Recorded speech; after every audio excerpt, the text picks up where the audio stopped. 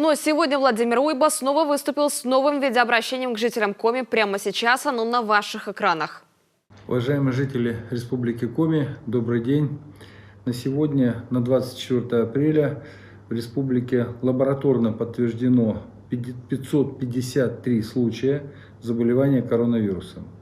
Прирост за сутки составил 11 человек, и под медицинским наблюдением находится 4254 человека. Сегодня я провел в режиме ВКС совещание с 7 лечебными учреждениями, с главными врачами, с их заместителями, с старшими медсестрами, с завотделениями. Это именно те 7 лечебных учреждений республики, которые участвуют уже, либо будут принимать ковидных больных.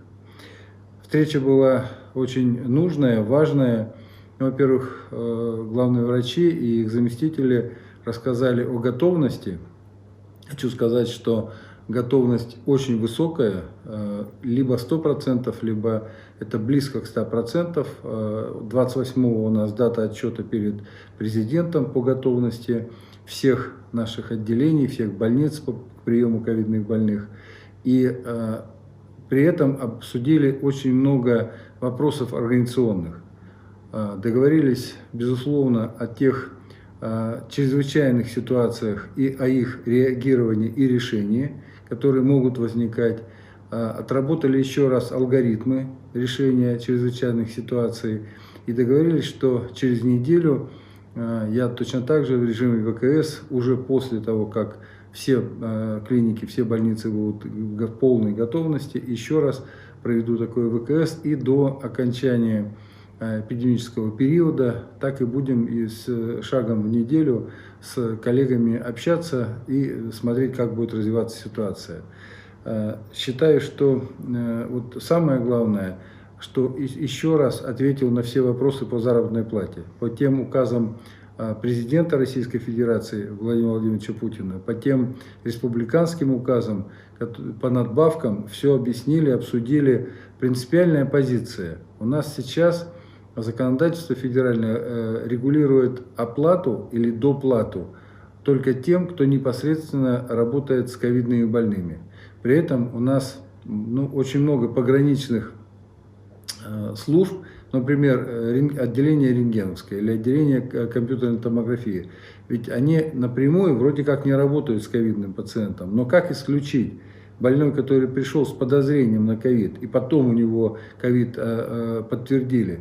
Он в этот момент же уже был заражен. И поэтому, конечно, я коллегам сказал, что моя принципиальная позиция: мы будем оплачивать из республиканского бюджета всем, кто имеет отношение. И неважно, это врач, медсестра, или это санитарочка, или это водитель скорой помощи, или машина амбулаторной службы, которая везет на вызов ковидному больному, на обслуживание ковидного больного врача и медсестру.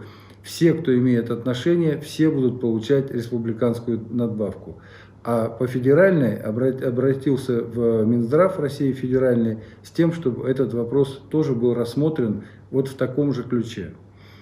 Но, наверное, не менее важная сегодня была встреча с депутатами Госсовета, с президиумом Госсовета, если быть точным, потому что очень нужно было пообщаться с депутатами, поскольку у нас из-за режима повышенной готовности встал под вопрос, проводить или нет сессию внеочередную Госсовета. Сессия была назначена на 29 апреля. Вы знаете, что режим повышенной готовности до 30 включительно.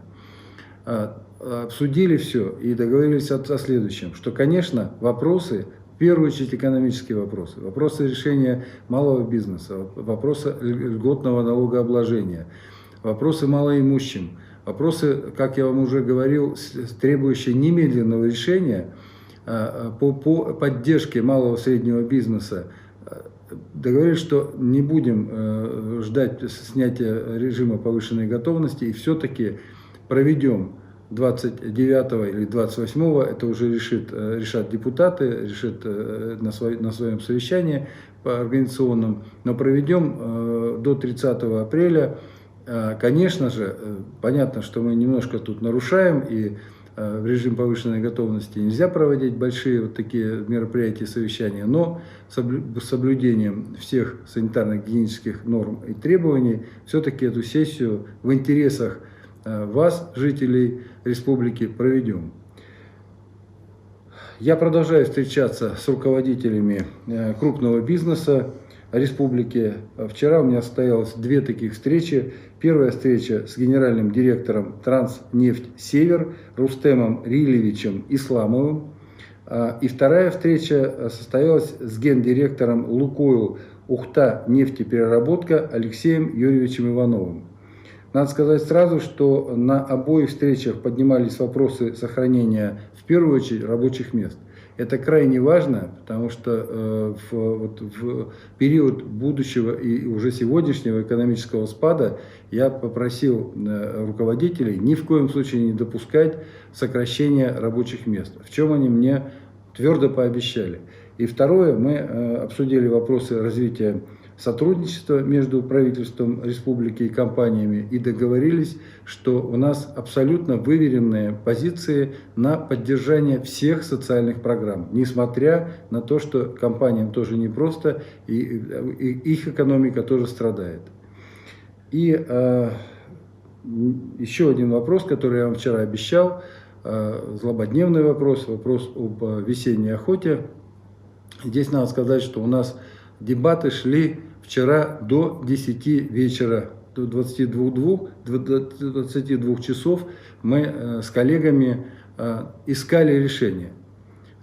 Сегодня утром я указ подписал по весенней охоте, но с обязательным ограничением, которое и вы вот в виде обращения об этом говорили. Первое. И вы здесь должны мне помочь, и не подвести меня, и руководители охотхозяйств, и руководители охотобществ, и просто рядовые охотники, в чем не подвести и в чем поддержать. Я подписал указ на грани фола, потому что основная история, по которой мы сомневались, это не история запретить или не запретить охоту, а в том, что приедет много людей, и в числе них приедут люди, могут быть зараженные коронавирусом. И еще дополнительно нам на территорию принесут заразу. Поэтому указ гласит, что только жители республики Коми.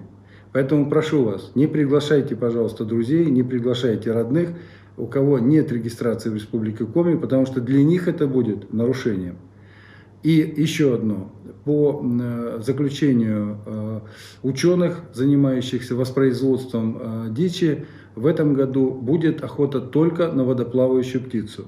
Потому что боровая дичь в последние годы очень сильно снизилась ее популяция, и в этом году ученые рекомендовали на боровую дичь охоту запретить. Поэтому в этом году весенняя охота, всех вас поздравляю с этим, на водоплавающую, желаю ни пуха, ни пера. На сегодня все, всего вам доброго, берегите себя, не заражайте, соблюдайте режим самоизоляции, всего доброго, до завтра.